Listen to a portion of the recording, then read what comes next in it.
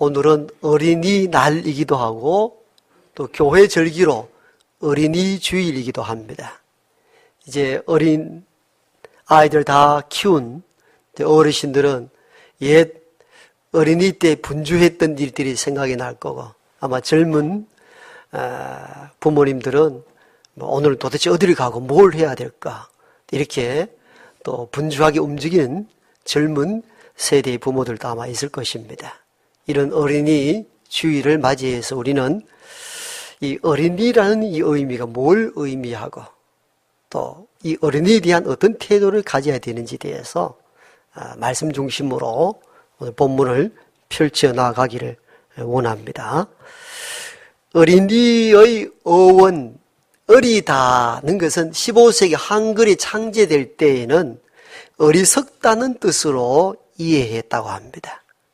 그것이 16세기에 접어들어서 어리다는 것은 어리석음의 뜻이 아니라 나이가 어린 아이를 말하는 단어로 발전이 되었고, 1923년 방정환 선생님이 나이가 어린 아이를 어린이로 부릅시다 해서 오늘날 이 단어 어린이라는 단어가 통용되고 자리 잡게 되었습니다. 어린이라는 것은 나이가 어린 아이를 높여 부르는 말, 이게 어린이입니다. 예전에, 지금은 잘 사용하지 않죠. 늙은이, 젊은이 이런 표현을 종종 썼습니다. 여기서 이자는 뭐뭐분, 여러분 할 때 분, 남을 높여 부를 때 뒤끝에 붙였던 전미어가 이였습니다. 그러니까 늙은이 이 말은 나이 드신 어르신들을 비하하는 말이 아니고 나이가 드신 어르신분, 이게 늙은이였습니다. 젊은이는 나이가 젊은 층에 속하는 분. 자, 늙은이, 젊은이 하는 것과 마찬가지로 나이가 어리지만도 이들도 존중해야 된다 해서 붙인 이름이 어린이였습니다. 그러니까 이 단어의 생성된 의미를 살펴보면은 그 시대의 정신을 읽을 수가 있죠. 그 이전에는, 즉 방정환 선생이 1923년 어린이라는 이 단어가 제정되기 이전에는 어린이를 함부로 평가하고 함부로 했다는 것을 의미합니다. 존중하지 않았다는 것이죠.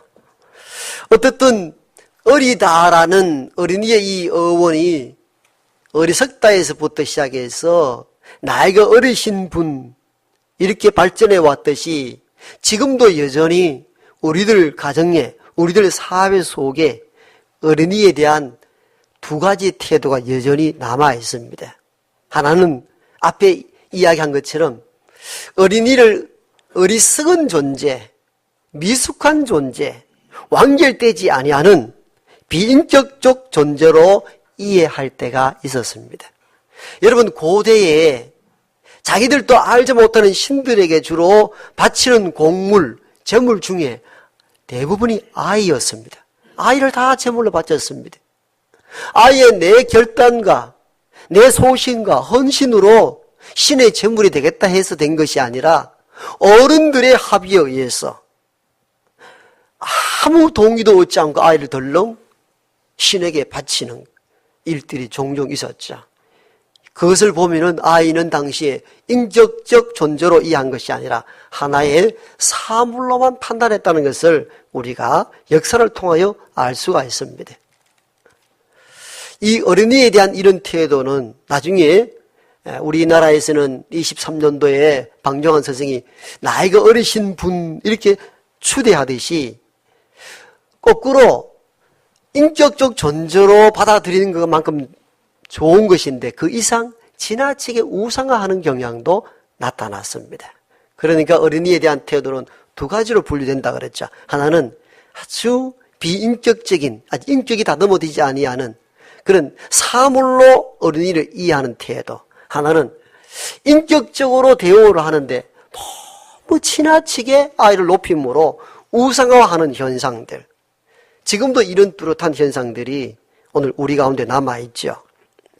그래서 어린이를 너무 미약한 존재로 바라보고 무시하는 것도 잘못이지만도 지나치게 어린이를 우상화하는 것도 큰 잘못이라 이렇게 볼 수가 있습니다. 따라서 우리는 어린이 주의를 통해서 어린이를 어떻게 보아야 할지 성경 중심으로 오늘 말씀을 증거해 드립니다. 첫 번째는 어린이도 온전한 하나의 인격적 존재라는 것을 받아들이는 것입니다. 오늘 먼저 읽은 본문 마태복음 19장에 보면은 어떤 사람들이 어린 아이를 데리고 예수께 나와 안수하고 기도받기를 원했다 그랬습니다. 예수님이 오셨다는 소식을 듣고 아마 그 부모들이겠죠. 그 손에 붙잡혀서 어린 아이들이 안수와 기도받기를 원했는데 중간에 제자들이 길을 막습니다. 그리고 크게 꾸짖습니다. 애들을 데리고 왜 여기 왔느냐고. 옛날에 이 동네마다 또 역전마다 약 파는 사람도 있었잖아요. 막 이상한 뱀이라든가 이상한 마술을 부르면서 약을 팔 때 애들도 보고 싶잖아요. 그러면 뭐라 그랬습니까? 애들은 가? 애들 다 쫓아냈습니다. 약 사는데 도움이 안 된다는 거죠. 그 시대와 마찬가지로 예수님의 제자들이 예수께 나와 기도받기를 원했는데 제자들 앞길을 막는 거예요. 왜 애들을 데리고 왔느냐는 거예요. 꾸짖습니다. 왜 꾸짖었겠어요? 여러 가지 설명이 가능합니다만은 당시의 유대의 문화가 어린아이에 대한 태도가 어느 정도였는가를 짐작할 수 있는 내용들입니다. 당시 유대 문화는 어린아이들은 아직 영혼이 있는가? 이런 생각을 가졌다는 사실들을 본문에서 그 내적으로 증명이 가능합니다. 꾸짖었을 때 주께서 어떻게 표현합니까? 아이가 내게 오는 것을 금하지 말라. 천국은 이런 사람의 것이다 말합니다. 천국은 이런 자의 것이다 라고 말합니다. 즉 천국에 들어올 만한 어떤 영적인 준비나 영적인 부분들이 없는 존재를 이해했다 그 말이에요. 천국은 적어도 성인된 사람들에게 선포되고 들어올 자리이지 애들에게 무슨 이게 그런 영혼이 있는가, 이런 인식의 사고 때문에 아마 제자들이 아이를 데리고 온 그 사람들을 크게 꾸짖은 것으로 이렇게 보여집니다. 이 말을 반대로 해석하면 그런 것이죠. 앞에 말씀드린 것처럼 애들이 아직 천국을 논할 단계도 아닌데 왜 데리고 왔느냐 그 말이에요.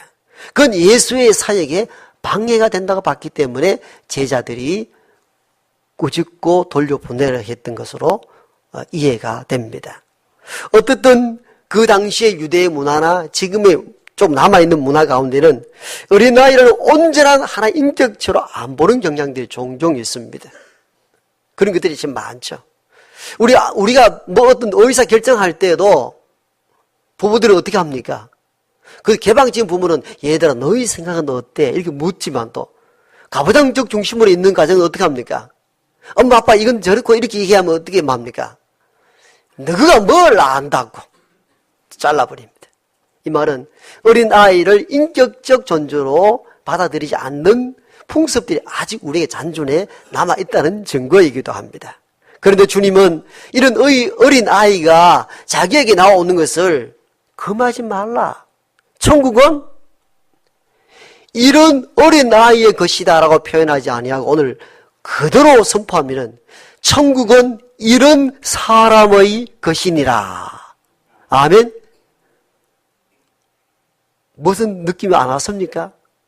어린아이가 왔는데 제자들 쫓아내고 꾸짖는데 주님은 내가 오늘 금하지 말라 하면서 이렇게 표현합니다. 천국은 이런 아이의 것이다 라고 하면 이해가 된다. 이렇게 표현합니다. 천국은 이런 사람의 것이다. 한 사람의 인격적 존재로 동시에 받아들이는 주님의 마음들을 충분히 읽을 수 있는 내용들입니다. 다시 말씀드리면 천국은 이런 어린 아이와 같은 것이다 라고 설명해도 충분한데 그렇게 하지 않고 이런 사람의 것이다. 사람이라는 용어를 주로 어떻게 사람에게 붙입니까? 성인된 사람에게 붙이거든요. 어린아이는 사람이라는 용어를 잘 안 붙이려고 합니다. 애들 이렇게 표현하죠. 그 단어의 의미 속에는 뭐가 포함되어 있습니까? 애들에 대하여 인격적으로 덜 다듬어진 비인격적 존재라는 사실들이 단어 속에 내용으로 잠겨 있는 거예요. 그래서 주님은 이런 사람의 것이다. 어린아이를 이런 사람의 것이다 이렇게 표현합니다. 한 사람의 인격적 존재로 대우를 하는 주의 모습을 여기서 만나게 됩니다. 그러므로 나이가 어린 아이라 하여서 함부로 대하거나 학대하는 것은 하나님의 형상을 입고 인격적 존재로 이 땅에 온 하나님을 멸시하고 하나님에 대한 도전으로 우리는 여겨야 합니다. 그러기에 어린 아이를 함부로 대하지 말고 하나님이 자기 형상으로 이 땅에 보낸 하나님의 작품으로 받아들일 수 있는 저와 여러분 되기를 원합니다. 예, 어린아이도 한 인격적 존재고, 영혼은 어떤 신학자는 이렇게 표현하기를 어른의 영혼이나 어린아이의 영혼은 무게가 똑같다 했습니다. 똑같은 무게를 지는 인격적 존재로 우리 아이들을 바라볼 수 있어야 됩니다. 두 번째는 어린아이에 대한 성경의 태도가 뭐냐면요, 귀한 존재라 하여서 그저 떠받들기만 하지 말고 잘못된 길을 갈 때 엄격하게 훈육하라는 것입니다. 이게 어린아이에 대한 성경의 두 번째 태도입니다. 자, 어린이는 앞에 설명드린 것처럼 하나님의 형상으로 지음받은 존귀한 존재라 이렇게 우리가 받아들였습니다. 당연히 그렇게 받아들여야 되고요. 그런데 우리는 우리 인생 모두가 그렇잖아요. 만들어진 존재가 아니고 만들어져 가는 존재입니다.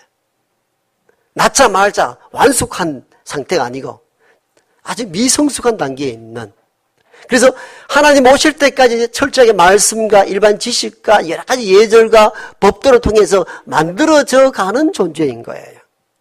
그런데 아이들은 어떻습니까? 이제 막 인생을 시작한 단계니까 얼마나 미숙합니까? 그렇기 때문에 바르게 훈육하고 교육해야 합니다. 그래서 두 번째 본문 잠언 13장 24절에는 매를 아끼는 자는 그 자식을 미워함이라. 자식을 사랑하는 자는 근실이 징계하느니라. 아멘. 여러분, 이 말씀을 잘 경청해야 합니다. 매를 대지 아니하는 것은 자녀를 미워함이라. 자녀를 사랑하는 자는 근실이 징계한다 하셨습니다. 여러분, 과거의 세대는 애들을 너무 무시하고 학대했다면은 지금의 세대는 어떻습니까? 애들을 한둘 키우다 보니까 너무 귀하다고 오냐. 버릇, 예의, 범절, 도리 모르고 막 살도록 놔둡니다. 그것도 성경은 자식 사랑이 아니라는 겁니다. 참으로 자식을 사랑하는 자는 근실이 징계한다 하셨습니다. 오히려 매를 대지 아니하는 자는 자식을 미워하여 버려둔 것이라, 그렇게 경고하고 있습니다. 이 말씀은 오늘날 아이를 우상처럼 섬기는 세대에 큰 울림을 주는 메시지입니다. 여러분, 오늘 세대를 이렇게 보십시오. 참 많이 바뀌었잖아요.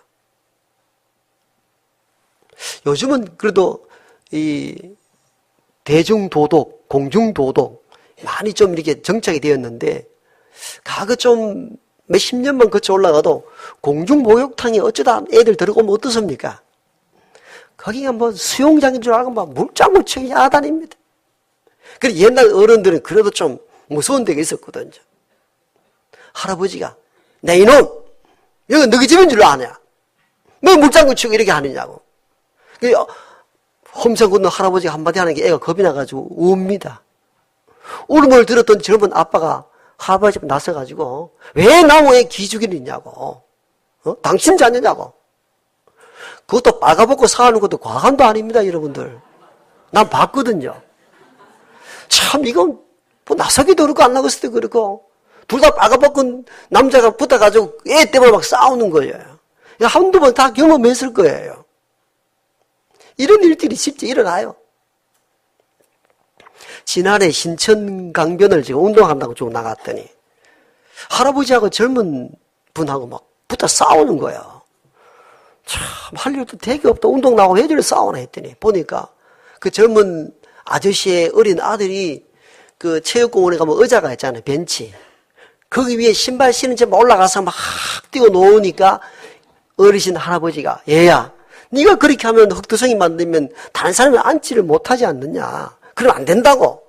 다 잃는데 걔도 다른 험상궂은 할아버지가 제가 나무라니까 그만 뻥 울었어요. 그랬더니 젊은 아빠가 나서가지고 왜 나무 자식 기죽이고 울리느냐고 싸우는 거예요. 근데 할아버지가 이게 잘하는 일이냐고. 그러니까 젊은 아빠가 이게 당신 여자냐고. 또 이게 다시 뭔데. 아이고, 열불 참 납니다, 참. 자녀를 사랑해도 그게 자녀 사랑 방법이 아니거든요. 오늘 이 세대가 그렇게 흘러가고 있습니다. 어린아이를 비인격적으로 대우하는 것도 잘못이지만도 지나치게 높여서 방치하는 것은 더 큰 잘못입니다. 여러분, 공중목욕탕에 아이가 막 떠들고 야단 맞고 울어도 애를 안고는 얘야, 이게 봐라, 사람들이 얼마나 많은 곳이냐. 여기는 우리만 사용하는 곳이 아니란다. 근데 할아버지 말씀이 맞아. 잘못했다고 사과해. 바르게 가르쳐야 합니다.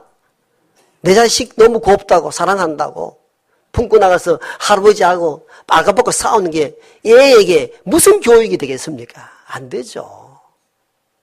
신발 신고 의자에 막 뛰어오르면은 할아버지가 싸울 것이 아니라 얘야 내려와.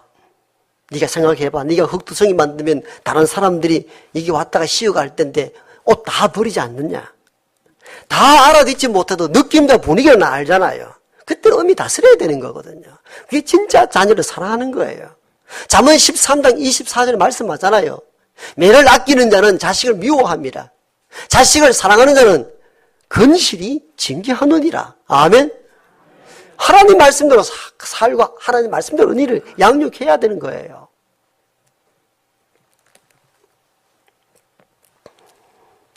여기서 매라는 이 의미를 기독교인은 잘 이해해야 됩니다. 우리가 옛날에 과거 학교 다닐 때 사랑의 매로 해가지고 애들 때리는 경우도 있었잖아요. 애들 다 알아요. 선생님 진짜 나를 아껴서 때리는 것하고 감정이 화가 나가 때리는 것 다 알아요.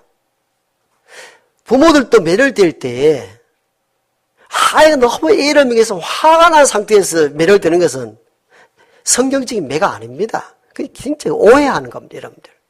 그래서 이게 여기서 매라는 것은 물리적인 몽둥이를 말하는 게 아니에요. 매에 대한 히브리 원어는 세베트라는 용어를 쓰는데 이게 뭔 말인가 하면 매나 벌로 잘못을 징계한다는 뜻을 가지고 있어요. 즉 잘못되었을 때에 엄히 징계한다는 이 의미가 매예요. 근데 이 매를 직역으로 해가지고 그냥 세상의 물리적인 매로 몽둥이로 생각하는 거예요. 옛날에 선생님은 참 어질고 훌륭한 분도 많았지만도 어떨 때는 굉장히 폭력적인 교사들 있었어요. 가끔은 정말 우리가 봐도 이해가 안 될 정도로 얼마나 때리는지 애들 막 그냥 막 병신 만들 정도로 때리는 교사가 가끔 봤거든요. 그건 사랑의 매가 아니죠. 그건 폭력입니다. 그건 폭력이에요. 여러분 자녀를 양육할 때도 똑같습니다. 이 매라는 이것을 성경의 매를 이야기하기 때문에 무조건 매를 대어야 된다. 오용하지 마십시오. 부모가 분노에 차 있고 감정이 상한 상태에서 때리는 것은 매가 아닙니다. 성적인 매가 아닙니다. 그건 폭력입니다. 그건 폭력이에요. 어린 자녀들도 알아요. 내가 정말 매맞을 짓을 했을 때 만든 매와 좀 억울할 때 맞았을 때 느끼는 감정이 전혀 다릅니다. 그래서 매를 함부로 사용하는 것에 대해 반대하는 분들도 의외로 많아요. 그런데 성경의 이 의미를 몰라서 그래. 이 매는 그냥 물리적인 매를 말하는 게 아니에요. 엄격하게 훈육하다는 뜻을 가지고 있어요. 그래서 가끔은 매가 필요하지만도 매가 통상적으로 이용되어서는 안 된다 그 말입니다. 하지만 이 매라는 이 의미를 깊이 깨달아야 됩니다. 아이가 잘못했을 때 그 잘못을 범하지 않도록 훈육하는 것은 절대적으로 필요하다는 겁니다. 이 일은 멈춰서는 안 됩니다. 그래서 어린아이가 정말 사랑스러워도 잘못하면 엄히 훈육하는 우리 부모님들 되기를 원합니다. 예. 그때 내 아이가 사랑스럽고 애처롭다고 막 잘못도 부끄러워 안고 남과 싸우는 것은 자녀를 망치는 길입니다. 사랑하는 길이 아니에요. 실제 사건을 하나 여러분에게 질문하면서 오늘 설교를 마무리할 것입니다. 자, 어떤 교회에 예배 안내위원이 이제 보니까 그때는 이게 잠옷이 분리되지 않았을 시대였겠죠. 막 서너 살 된 애가 막 이리저리 막 뛰어다닙니다. 예배 안내위원이 전체 예배의 분위기를 위해서 아이를 혼내키고 부모에게 눈총을 좀 줬습니다. 그래서 그 젊은 부모가 마음이 상하여 그 다음 주부터 교회 딱 끊어버리고 교회를 안 와버립니다. 자, 여러분들이 생각에는 예배위원이 그래도 잘했다 동의할 수도 있고, 젊은 엄마 마음 이해도 되겠다, 뭐 여러 가지 각도로 이해할 수 있겠죠. 여러분에게 왜 이 문제를 질문하는가 하면은 어느 편에 서라는 뜻이 아니라 이러한 경우에 어린이에 대한 태도를 성경적으로 어떻게 가질 수 있는가, 거기에 대한 질문과 답을 구하는 선에서 제가 던진 질문들입니다. 자, 앞에 예와 같이 막 좀 수백 명이 모여서 한 예배, 조용히 예배 드리는데 애가 막 떠들고 야단입니다. 근데 예배위원이 안 돼! 부모가 왜 이렇게 애를 방치하느냐, 눈총을 주었다. 그러자 젊은 부모가 상처를 입고 교회를 안 나온다. 어떻게 하면 좋겠느냐는 거예요. 우리는 실제적으로 이렇게 접근하면 가능하겠죠. 젊은 예배 안대위원은 그래도 이 아이도 우리와 함께 어른과 함께 예배하는 예배의 한 일원으로 인격적 존재로 먼저 바라보는 자세가 필요합니다. 지금은 떠들고 함부로 하지만도 이런 어른과 함께 예배 드리는 이 분위기와 이 경건성을 나이가 먹어가면서 참 성숙해져서 나중 되면 지금의 어른 이상으로 참된 예배자가 될 것이라는 인식을 갖는 것이 중요합니다. 그래서 그 애를 꼭 안고, 그래도 애들은 집중력이 몇 분 견디지 못하니까 잠시 바람을 쉴 겸 바깥으로 나가서 아이를 달래고, 그런 아이 엄마에게 전달하면서 아이를 정말 잘 키운다, 너무 이쁩니다, 앞으로 이렇게 막 뛰어다니지만도 나중에는 정말 좋은 예배자가 될 겁니다, 이렇게 해서 부모에게 넘긴다면 젊은 부모는 충분히 이해할 겁니다. 우리가 어떻게 아이를 양육해야 되는가. 그 젊은 부모의 입장에서 어떻게 하면 좋겠습니까? 아이가 뛰놀 때 가끔은, 지금은 우리 교회 그런 일이 별로 없습니다만 이전 교회 이야기입니다. 보면은 막 뛰어다녀도 좋아가지고 애 뛰어다니는 거 보면 좋은 게 어디 있습니까? 그런데 전체 예배 분위기를 다 흐리잖아요. 그때 내 자식이야 뭘 해도 다 이쁘죠. 그때는 빨리 아이를 붙잡고 바깥으로 나가서, 아직 어리죠. 어려서 이야기를 다 이해하지 못해도 분위기를 전하는 거죠. 이거 봐라, 사람들이 얼마나 많은 곳이냐, 여기는 하나님이 계셔서 예배하는 장소야. 그러니까 함부로 뛰고 이러는 것은 좋은 게 아니야. 이렇게 달려서 훈육할 수 있는 부모가 되길 원합니다. 그래서 자녀의 사랑에 대해서 어느 한쪽으로 편중되는 것은 매우 위험합니다. 신앙도 균형이거든요. 그래서 세상에서 상식적으로 잘 산다는 사람들은 뭐냐면 균형 감각이 있다, 그 말이에요. 좌우로 치우치지 않는 거예요. 너무 훈육으로 너무 치우쳐도 아이를 학대할 수 있는 위험에 빠지게 됩니다. 그렇지 않아요. 또 너무 아이를 인격적으로 대우한다고 생각하다가 그만 아이의 훈육을 놓쳐서 아무 예의 범절 없이 그냥 막 사는 아이를 키우는 경우가 있습니다. 이것도 조심해야 됩니다. 이미 어린아이를 다 양육했다 할지라도 또 다음 세대를 위해서도 어린이를 어떻게 바라보는 것 관점에 따라서 어린이를 키우는 방식이 전혀 달라집니다. 두 가지를 잊지 마십시오. 어린이에 대한 태도, 첫 번째가 뭐라 그랬습니까? 그도 한 인격적 존재로 하나님의 형상을 입은 귀한 존재라는 사실을 늘 잊지 말아야 됩니다. 그러므로 함부로 학대하거나 함부로 폭력을 행사하는 것은 하나님에 대한 도전입니다. 하나님의 자녀거든. 두 번째는 너무 인격적으로 존중한다 해서 아이의 무례함이나 반도덕적인 것을 방치하지 마십시오. 잠언에서는 분명히 말씀합니다. 매를 대지 아니하는 것은 자식을 미워합니다. 자식을 사랑하는 자는 근실이 징계한다 하셨습니다. 잘못된 길, 엉은한 길 갖게 되는 엄히 다스려서 바른 길로 가도록 양육하고 가르치는 우리 모두가 되기를 소망합니다.